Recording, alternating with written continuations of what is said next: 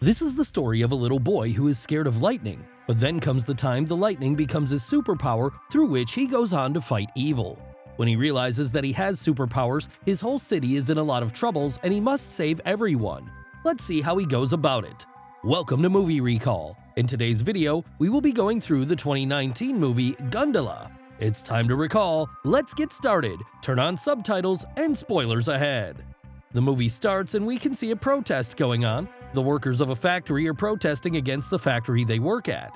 As the security and the workers stand off in front of each other, someone from the workers' community throws a rock at a security guard, and that leads the situation towards chaos. The fight erupts between the workers and the securities. As the fight goes on, a kid named Senkaka looks on. This is when the protesters are told that the people in the factory are willing to listen to them and that they can send in their 3 main people. However, their stipulation is that all the other workers are going to have to leave. The workers argue for a while and then end up deciding that they will send their leader in to talk, and everyone else is going to leave right away.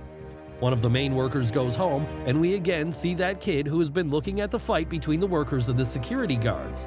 Senkaka's father is actually the leader of the workers. When he gets home, Senkaka asks him whether it was necessary for them to create all the chaos out there.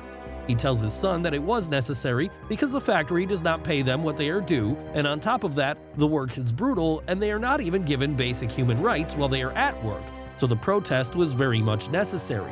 He tells his son that he is raising his voice for the people who are being mistreated because when you are not even able to do that, that means you are dead inside.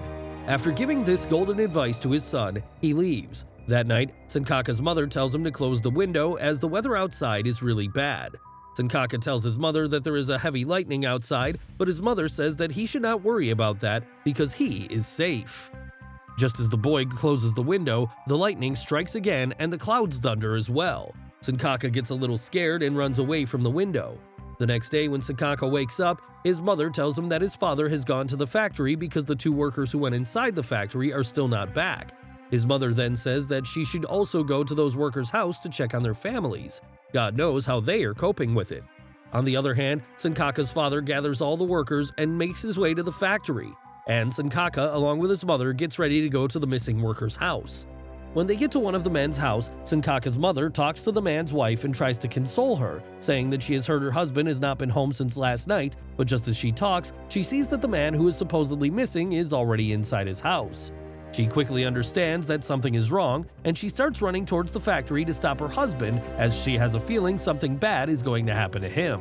However, she gets into an accident and breaks her legs. She then asks Senkaka to make a run towards the factory and warn his father that things are not as they seem. But by the time the little Senkaka gets to the factory, a fight has already started between the security guards and the workers. And amidst all that chaos, one of the workers goes on to stab Senkaka's father, and he dies on the spot. It turns out that only Senkaka's father was the true leader who wanted good for all the workers, and most of the other workers are nothing but traitors. Senkaka is devastated when he sees his father's dead body. He picks up a shield and shouts in anger. As he does that, lightning comes out of him, and he goes unconscious after that. One day, the boy's mother tells him that she is going to go to the city to find some work.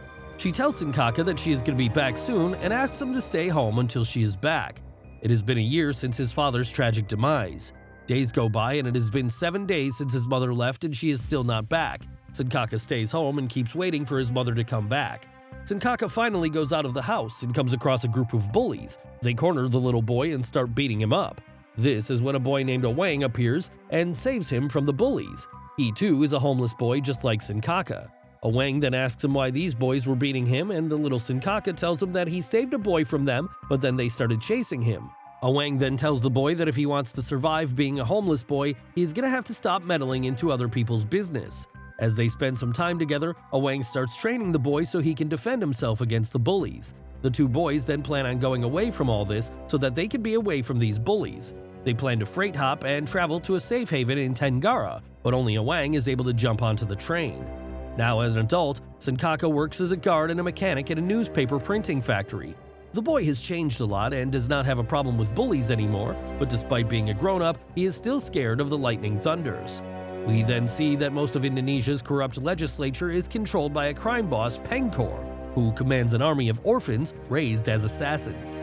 We then get to learn about Pengkor. When he was just a little boy, his mother and father were burnt alive, but Pengkor managed to get away. After that, his uncle was the one who left him at an orphanage. Pankor's crime life began there. He started to make a group of criminal-minded boys, and together, they killed the people who took care of that house. Pankor was the leader of their group. That team is now a group of assassins, and they still work for Pankor.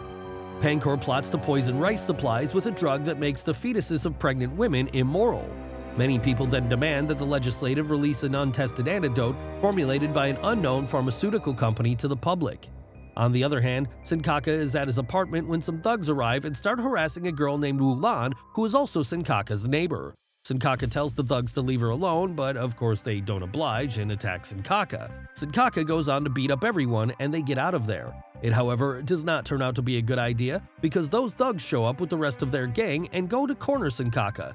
They beat him up badly, and when they feel like the boy is dead, they go on and throw him off a rooftop. When he is lying lifeless on the road, it starts to rain and the lightning thunders are there again.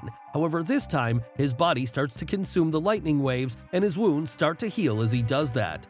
Wulan then goes on to make a team of her own to face the bad people in her area. Senkaka also gets there, and just as he is talking to the girl, the people who threw Senkaka from a rooftop get there, and when they see that he is still alive, they are shocked but still go on to attack him. They attack him with some deadly weapons, but it turns out that Senkaka now has superpowers. He fends off their attacks with ease by the gift of lightning that has been given to him, and further goes on to finish off his opponents in the blink of an eye.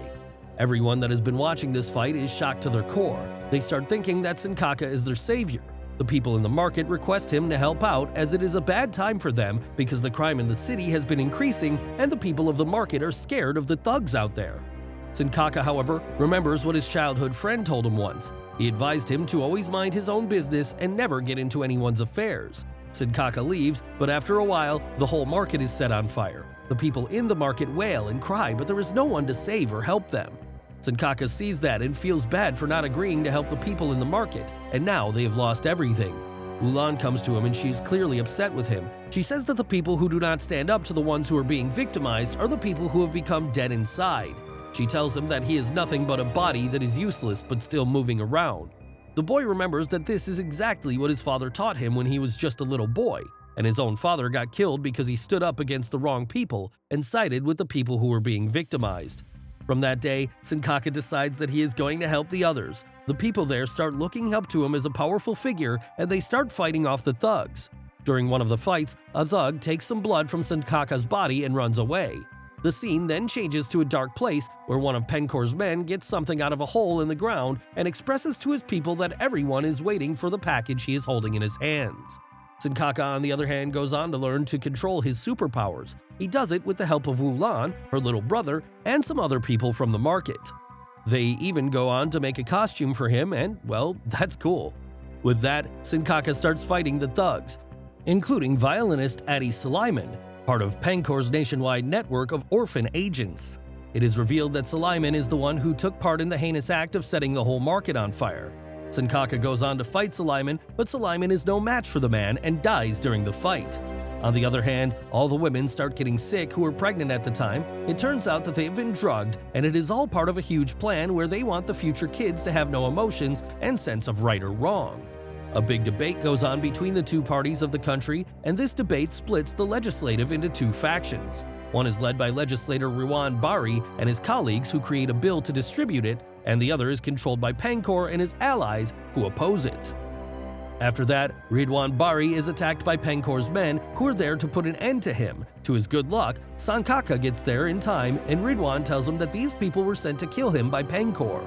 Ridwan then asks Senkaka if he is going to help him with his mission, but Senkaka does not give any answer and gets out of there. The antidote gets finalized by the government and it is allowed to be supplied in the market. Senkaka is now relieved that the matter has been resolved without any bloodshed and things will go back to normal now.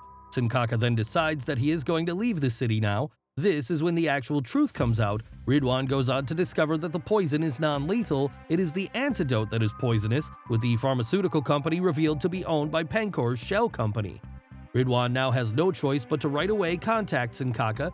He goes on to call him right away and tells him everything that has been going on, and he asks Senkaka to help him get out of this. After Ridwan asks Senkaka to stop the distribution, it causes Pankor and the team to attack Senkaka, and Pankor also seizes a gung, Wulan, and Teddy. The fight goes on for a long time, but Sankaka is too powerful and skillful now. He goes on to put an end to all of the attackers without making much of an effort. During the fight, his friend Agung dies, and after that, in the meantime, Ridwan also gets there and goes on to kill Pankor. Ridwan tells Sankaka that one of the vans is on the way to distribute the poison already and tells him that only he can stop it. Sankaka catches up with the distribution convoy and tries to stop them. When he is just about to lash at the van, the driver shoots him and he gets injured. However, a woman appears out of nowhere, and thanks to the help of that mysterious woman, he succeeds and uses his power to break all the antidote bottles. At a museum, Pankor's partner Gazul breaks down one of the walls to reveal an ancient tomb buried inside. Using Sankaka's blood, which he secretly and unwillingly extracted, he breaks the seal of a container containing an old head. He then combines the body and the head, resurrecting Ki Willawak, a powerful medieval warrior, and tells him of Sankaka's arrival, calling him Gundala, which actually means thunder. Ki Willawak orders Gazul to gather his army, for a great war is coming. This is where the movie ends. Thanks for watching. Please like, subscribe, and click the bell icon to get new movie recaps.